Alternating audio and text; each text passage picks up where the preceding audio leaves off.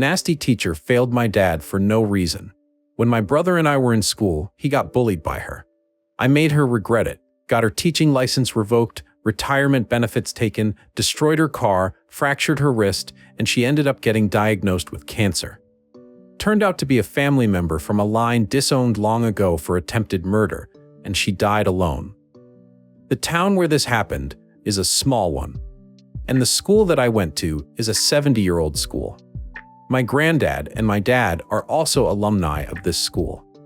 Let me just start off by saying that the alumni of this school are really successful, and the school has had a long history of being very charitable and also offer amazing retirement benefits to teachers depending on how long they've worked here. My great-granddad donated some of his property to the school when it was being constructed, and he was an advisor and a part of the school board in his time. The school was an all-boys school up to 1996 when they had their first co-education class and is a full co-education now. The school also has all classes, from kindergarten to high school, split in two buildings. The first one houses kindergarten to 5th grade, and the other has the classrooms for 6th grade to 12th grade. Part 1. Teacher versus Dad. The incident. Said teacher, we're going to call her Karen, was my dad's math teacher when he started high school. She was a young woman just finishing her teaching degree and was a master's in math and chemistry. At that point, she was the most qualified teacher the school had. Unfortunately, Karen was also a nasty person. She walked into the class and the students were expected to be sitting in ready mode, back straight, legs together, and hands on the laps, with only the needed textbook and a pencil to take notes on the margins. The class was expected to greet her with a good morning, afternoon when she walked in, and she assigned tons of weekend homework. She would simply stop teaching for the entire hour-long class if one person spoke without having asked to speak. You couldn't drink water without her permission, couldn't go to the restroom unless she finally saw your raised hand and asked you to speak. There were multiple cases of people complaining against that, but with her being the most qualified teacher there, the school board didn't take action. Instead, they supported her by saying that this would help discipline the students. But this is not even the beginning of it. Her exams were incredibly hard, and with the classes being full of teenage boys, they would talk, and even one of them doing so would cause her to stop teaching and not teach until the next class. She would then lecture on a different topic, completely skipping that part of chemistry. Suffice to say, before the finals, the entire class was in a panicked state, trying to self-study enough to at least pass the class. My dad ended up getting 41%. Our education system said you failed the class if you had under 40%, so he was relieved that he passed. But when he went through his answer sheet, my dad noticed that his total was incorrect and that he in fact had a 49 on that test. He raised his hand, and after about 5 minutes or so of him just sitting in his seat, calmly, with his hand raised, he was called on and Karen asked what the problem was. Dad told her that there was a totaling mistake in the final, and that he actually had a 49. This somehow offended her. Instead of calling him forth and checking his paper, Karen decided that it was simply impossible for her, a master's in math, to make a mistake in something as simple as addition. She waved him off, and my dad was shocked. But she just calmly turned to the next person with a question. My dad, on the other hand, was not happy. He walked up from his seat, which was basically considered a crime in her class, and put the paper on Karen's desk and started totaling his points loudly. Karen incredulously watched him do that and was at a loss for words. Though when he was done totaling, you could see her face was flushed and she was furious. She looked furiously from the paper to my dad and then back to the paper, and suddenly a cruel smile appeared on her face. Oh, okay, I see the mistake, but that is no excuse for this behavior. This awards a subtraction of 10 points from your final.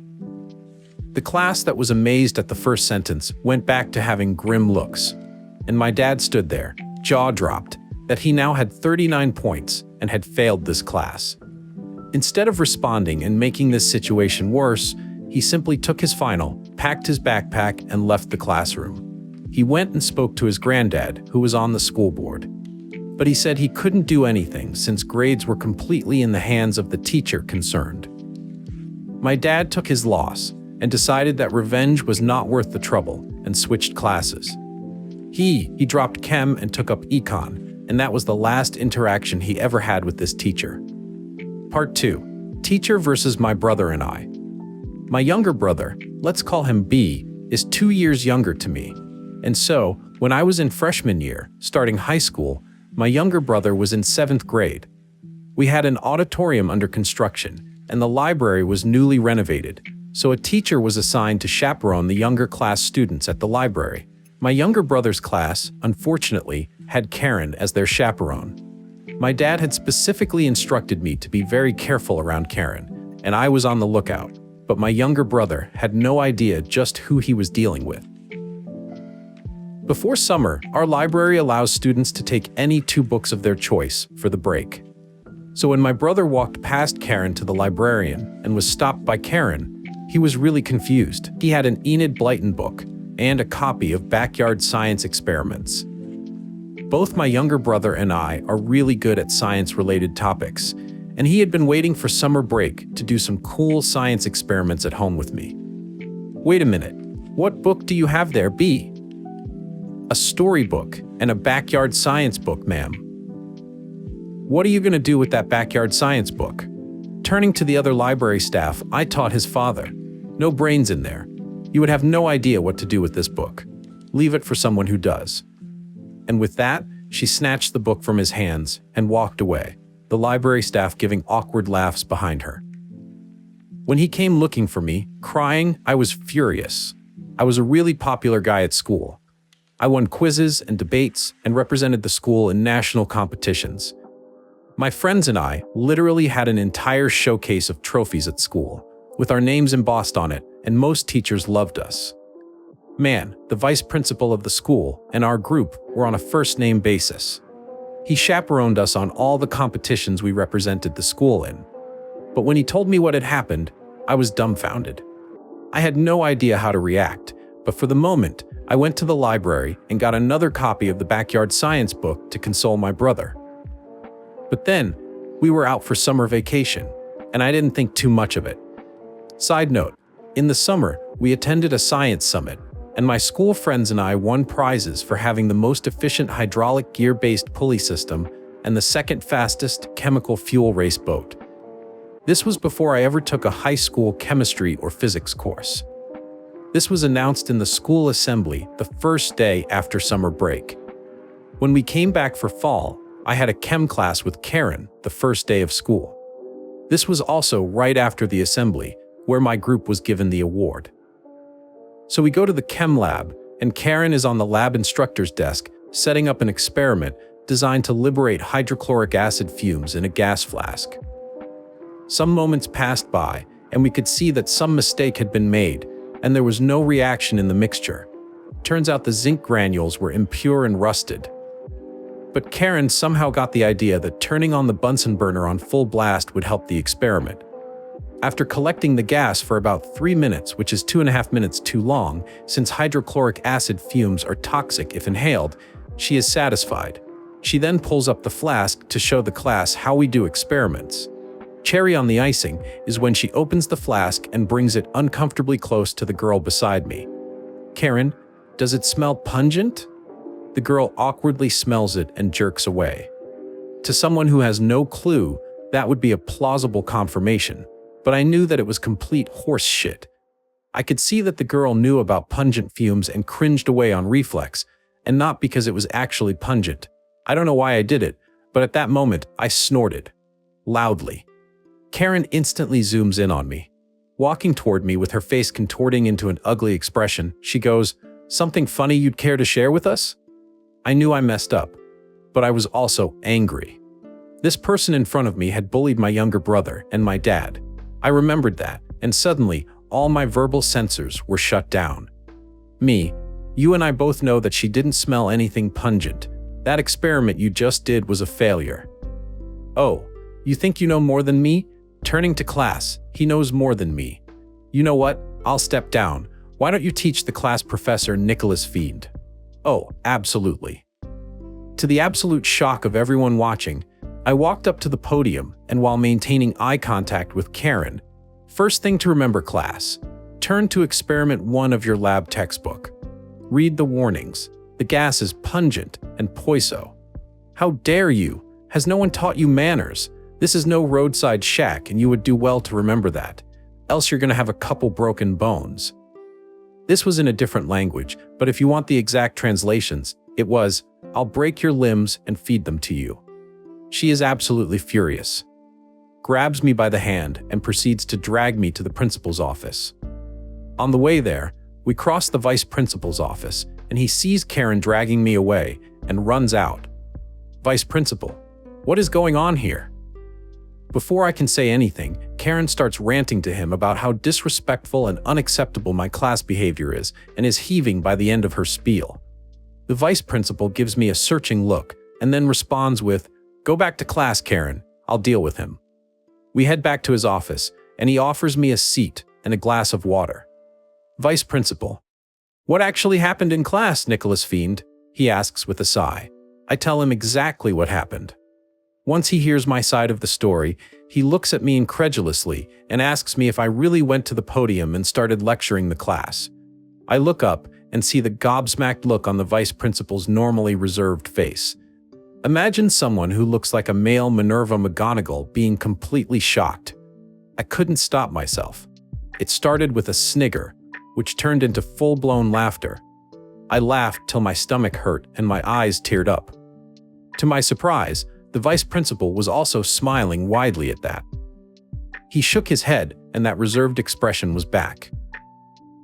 I know that what happened there had you concerned for class safety, but that is no reason for such disruptive behavior.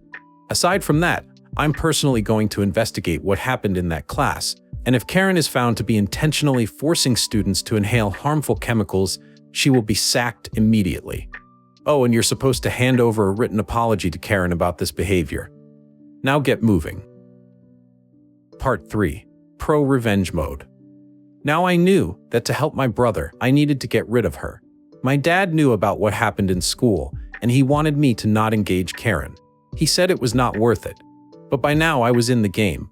She had played her card. It was my turn now. I don't know what made it so that she had such a problem with my dad and my younger brother. They were quiet and hardworking students. I felt she had something against our family. And I was convinced that my younger brother would have to deal with the problem if I somehow messed up and got expelled or made a worse enemy out of Karen. This was war, and I had a new plan. I started to act really sheepish around her, and made it a point to stay back after class and ask her questions in the most polite way possible. I was the kid who was guilty of not understanding the plans of the elders. I portrayed myself as an amazing student who Karen had succeeded in humbling. I slowly but surely made my way into the category best described by the term bootlicker. It hurt me inside to do it, but what I had planned, if this went well, made me lightheaded with anticipation. I was in it to win it. I conceded defeat in a fight to win the war. 2 years later, I am in junior year. My younger brother just started high school, and he was taking the chem class with Karen. I was the highest scorer in chem, and was a pet to Karen. She had started to like the Nicholas Fiend I had portrayed, and made me the lab assistant for that year. 2 of my best friends knew what I had planned. Everyone else in class hated me for being the teacher's pet and getting straight A's when the next highest grade was a B. Everything was going according to plan. On the first day of class, I replaced her stool, one of the 3-legged ones, with a broken stool. This was supposed to be the first in a series of pranks that would hit her that day.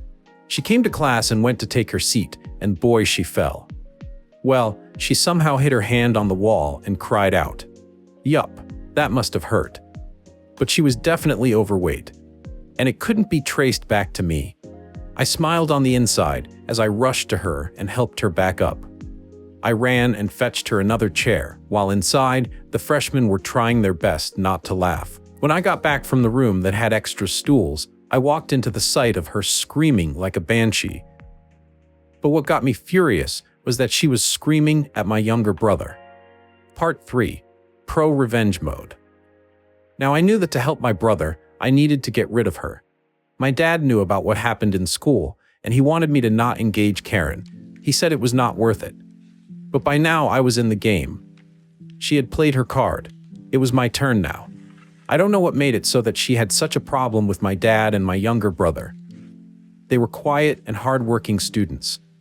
I felt she had something against our family, and I was convinced that my younger brother would have to deal with the problem if I somehow messed up and got expelled or made a worse enemy out of Karen. This was war, and I had a new plan. I started to act really sheepish around her and made it a point to stay back after class and ask her questions in the most polite way possible.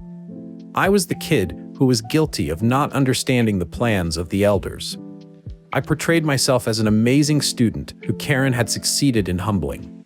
I slowly but surely made my way into the category best described by the term bootlicker. It hurt me inside to do it, but what I had planned, if this went well, made me lightheaded with anticipation. I was in it to win it. I conceded defeat in a fight to win the war. 2 years later, I am in junior year. My younger brother just started high school and he was taking the chem class with Karen. I was the highest scorer in chem and was a pet to Karen. She had started to like the Nicholas fiend I had portrayed and made me the lab assistant for that year. 2 of my best friends knew what I had planned. Everyone else in class hated me for being the teacher's pet and getting straight A's when the next highest grade was a B. Everything was going according to plan. On the first day of class, I replaced her stool, one of the 3-legged ones, with a broken stool. This was supposed to be the first in a series of pranks that would hit her that day. She came to class and went to take her seat, and boy, she fell. Well, she somehow hit her hand on the wall and cried out. Yup, that must have hurt. But she was definitely overweight. And it couldn't be traced back to me. I smiled on the inside as I rushed to her and helped her back up. I ran and fetched her another chair, while inside, the freshmen were trying their best not to laugh. When I got back from the room that had extra stools, I walked into the sight of her screaming like a banshee. But what got me furious was that she was screaming at my younger brother. Apparently, she had said something like, "Stupid stools and stupid lab assistant fools." To which my brother had responded with, "It's not my brother's fault you're too heavy for the stool." Though I loved him for it, he really needed to learn where to come to my aid. But then, I didn't do much, and just replaced the chair silently, while silently trying to communicate to my brother to calm down. Nothing else of concern happened that day, till the time when school was over, and the teachers were heading back. Stage 2 was in motion. We heard a loud bang, and immediately, the large crowd of students nearby all headed towards the teacher's car parking lot. We saw Karen's car smoking and her exhaust blown right off. Keep in mind it was an older car, and we had decided to block off the exhaust with clay that had hardened over the course of 6 hours on a sunny day. Well, that car had to be towed, and she went home with some other students that day. She didn't show up to school for 2 days after that, but she did show up to school on the 3rd day, which was a half-school day, because our country celebrates Teachers' Day. It is tradition that students go to their teachers, current and old, and wish them the best, give them cards, gifts, etc. This was by far the most ambitious prank pulled in the school that I know of. The 2 days she was absent, we went around telling people to not visit her on Children's Day. It helped a lot that my friends and I were some of the most popular people in school. And with the other cool guys and girls agreeing to that, we spread the word and got confirmation that no one from the entire class in my year was going to go to her to wish her on Teachers' Day. But what actually happened was something no one could have expected. I guess it could have been because we acted so fanatical about it that our classmates spread the word to all their friends, and no one, not a single person in high school, went to her on Teachers' Day. It was the most amazing feeling of accomplishment I have ever had. She had made this situation for herself. By being the nastiest person I've ever seen, it was no surprise that people were fine with doing this to her. For the first time in 70 years, in our school, a teacher had not had a single well-wisher on Teachers' Day. Well, things are never perfect, and as it so happened, word of what had conspired got to her. The next day, I had just set up the lab. The freshmen were getting settled in, and here comes Karen. Anger radiating from her in waves. She walks up to me, and I get the hardest slap I've ever gotten in my life, right across my face. I'd hate to admit it, but that left a blue mark on my cheek, and my nose and lip were bleeding. My younger brother, who saw that happening, ran towards me. But my shock slowly subsided, and I smiled a bloody smile that probably scared him. I told him to go get the vice principal. 20 minutes later, I was in the school emergency room, with a nurse wiping my lip and me holding a cloth to my nose. The vice principal comes in with the principal and 2 cops in tow, and they inform me that my parents have been informed and ask me if I would like to talk about it now or when my parents are here. I say that I can answer their questions as soon as my lip is bandaged. So I tell them about the cases of bullying against my brother and I, and also tell them that she is a really incompetent teacher. I told the principal that he could check the school average in science subjects. And sure as I guessed, in the average scores in the national exams, we had physics and biology come in at 92 and 90, with chemistry at a surprising 79. Topping that off with assault charges, she lost her license to teach 2 years before she retired, and with that, lost the amazing retirement benefits that the school offered. Her car also had no insurance. That is not all, though. One could ask what would be worse. Well, consider this. The fall she had off the stool had her go to the hospital for an X-ray of her wrist and hip that she suspected might have broken. Well, the wrist sure had a hairline fracture. The hip was fine. But well, the X-ray showed another thing. I don't think it is normal for anyone to laugh when someone is diagnosed with stage 3 cancer. But I did. Also, I later met with her only living family member, her nephew, who had long cut all contact with her, but had been contacted by the police and the hospital. He had flown back from the US for this. That's where I found out the truth. Well, I could never have guessed what I found out there. Karen's mom was my great-grandpa's niece,